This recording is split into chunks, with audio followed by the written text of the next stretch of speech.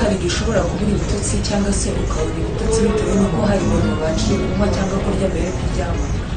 Muri aka kanya tugiye kureba ibintu ushobora gufata cyangwa se ushobora kunywa mbere yo kuryama bikaba byatuma ushobora kugira ibitotsi byiza, cyangwa se bimwe ushobora kwirinda byajyaga bituma ubura ibitotsi kandi utabizi, ukaba wabyitiranya n'iminaniro cyangwa se ukaba wabyitiranya na stress, ukaba warashakiraga izindi mpamvu ibisubizo ahandi kandi wenda byaterwaga n'uko hari ibintu uba wafashe bikaba ari byo byatumye utabona ibitotsi.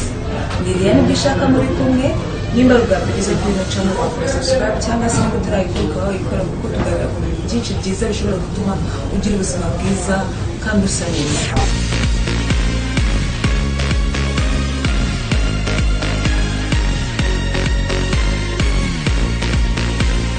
Rero hari ibintu ushobora kwirinda mbere yo kuryama kugira ngo bishobore gutuma ugira ibitotsi byiza, kuko ijoro wagize ryiza niryo rizagera umunsi ukurikiyeho kugira ngo umererwe neza. Kuko iyo utaryamye neza ubyuka unaniwe, ubyuka wumva utabishaka, wirirwa uhondobera, muri make ntabwo umunsi ukurikiyeho ugenda neza. Rero ibyo rero hari ibyo tugiye kureba bikeya ushobora kujya wirinda cyangwa wakoreshaga nimugoroba mbere yo kuryama bikaba byatuma ubona ibitotsi, nk'ikawa. Urugero, hari abantu bakunda ikawa rwose kuba atayanywa ku kibazo, ariko gerageza uyigabanye cyangwa se unayireke kugira ngo ushobore kuryama neza. Hari abantu bakunda inzoga nanone ntabwo ari nziza kuzinywa mbere yo kuryama kuko zishobora gutuma ubura ibitotsi.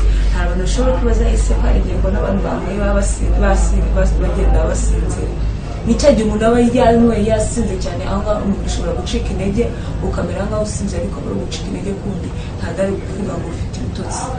Ikindi ni uko umuntu ashobora kwirinda kurya foromaje nayo ishobora gutuma utagira ibitotsi neza cyangwa ngo uryame neza, kuko umubiri wawe uba ugiye kurwara n'ibyo bintu biremereye washyize mu nda.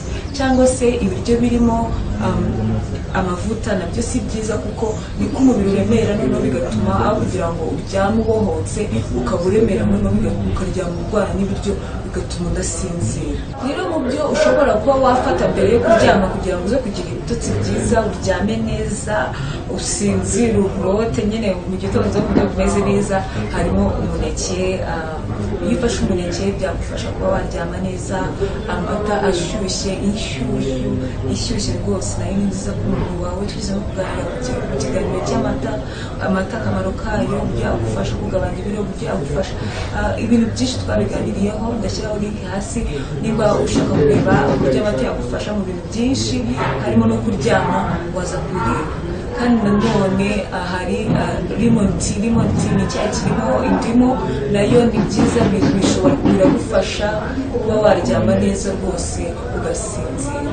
Burya rero usanga nanone isukari atari nziza cyane kuyikoresha ugiye kuryama, kuko umubiri usanga nkaho uremerewe. Burya ibintu birimo amavuta, isukari, ibyo ni ibintu umuntu yakagombye kwirinda mbere yo kuryama, kuko umubiri uraremerewe. Rero ni byiza ko nanone wirinda ikintu cyitwa shokora nayo si nziza kuyirya ugiye kuryama, kuko burya shokora usanga banayikugiramo inama yikubye uzi uko uri bukore ku manywa uyikoresha kugira ngo amakarori yazo ashobore kugabanuka wayakoresheje ku manywa kurusha kuyirya nijoro ugiye kuryama, kuko uba umeze nk'aho wariye ibiryo bifatika uhaze, umubiri wawe rero ukananirwa kuba waryama neza. Usanga abantu benshi bazi ko ubu ari byiza ku buzima bwabo, bakoresha mu kwivura indwara, bakoresha mu buryo bwinshi. Nanone kandi ubuki rero wabukoresha kugira ngo bijye bigufasha kuba waruhuka neza, ugira ibitotsi byiza, kuko ubuki iyo ushobora kubukoresha mu buryo bwinshi butandukanye. Ushobora kubunywa mu mazi, ushobora kubunywa mu cyayi, ushobora kuburya gusa.